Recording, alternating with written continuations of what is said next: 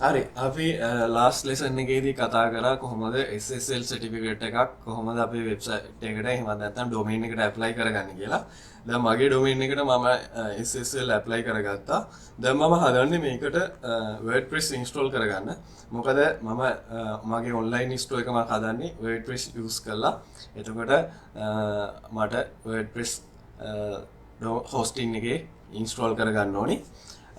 WordPress ගත්තට පස්සේ WordPress ගොඩක් අයට තියෙන ප්‍රශ්නයක් තමයි මේ wordpress.com සහ WordPress org කියලා සයිට් දෙකක් තියෙනවා.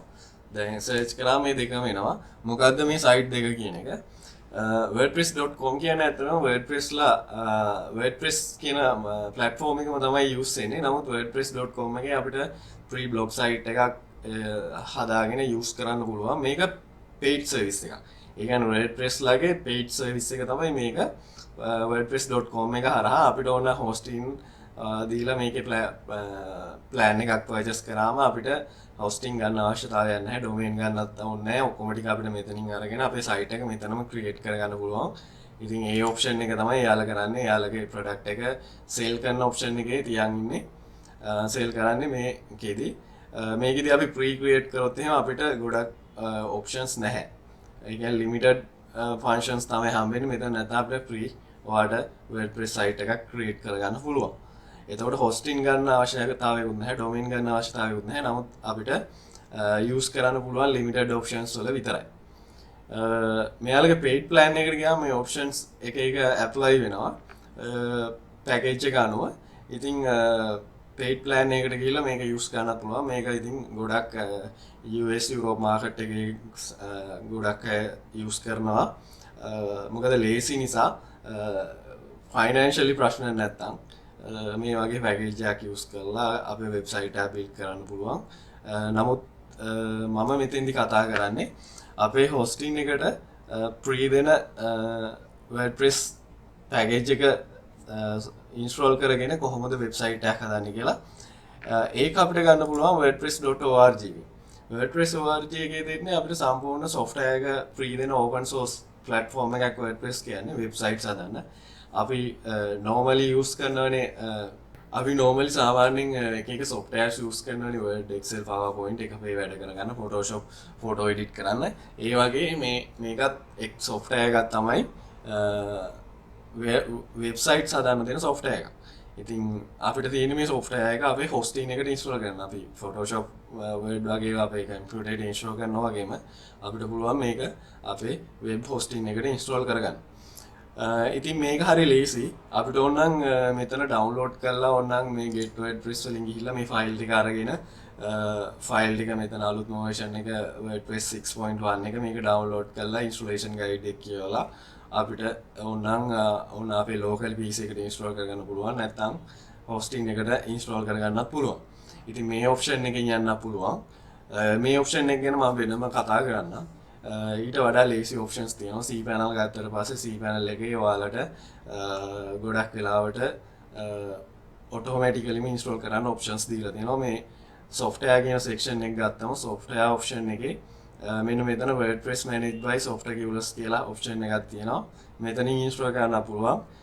තවත් යටට ගියාම මෙතන software tools app installer කියන option එක තියෙනවා නම් මෙතනින් අපිට කෙලින්ම WordPress install කරගන්න පුළුවන්.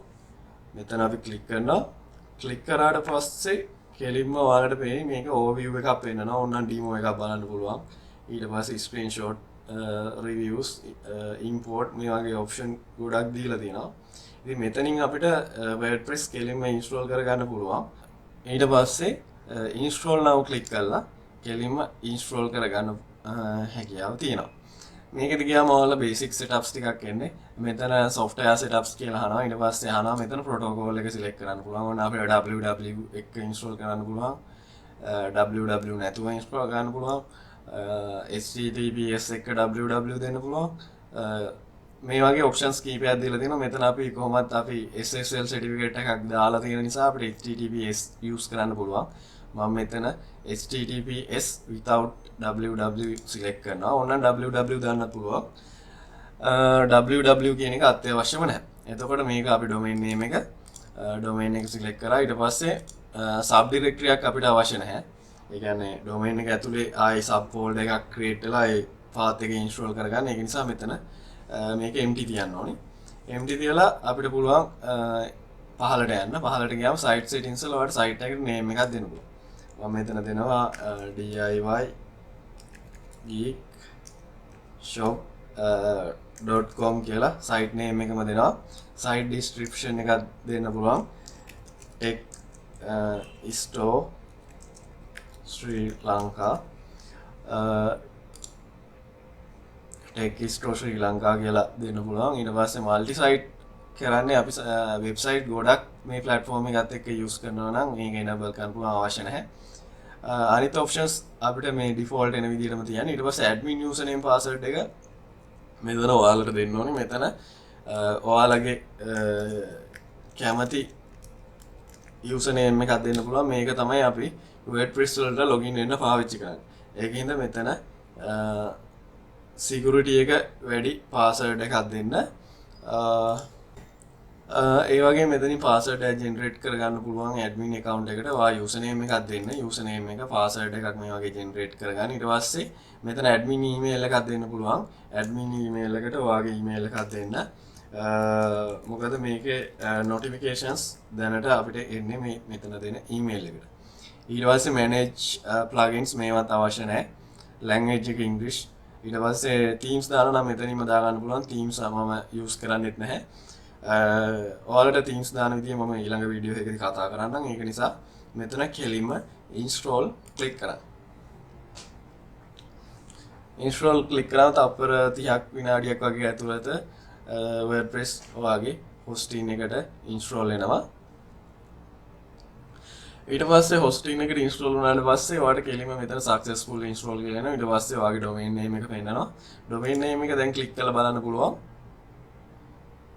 මොකක්ද අප්ඩේට් එක කියලා ඔයාලට පේනවා. ඉතින් මේක දැන් නිකන් normal just basic web page එකක් අපිට බලා ගන්න පුළුවන්. මේ default WordPress එන page එක. දැන් අපි WordPress admin එකට login වෙන්න පුළුවන්. මෙතන ඔයාගේ domain එකේ slash ගහලා wp ඉරක් admin කියලා type කරාම අපිට පුළුවන් WordPress admin එකට login.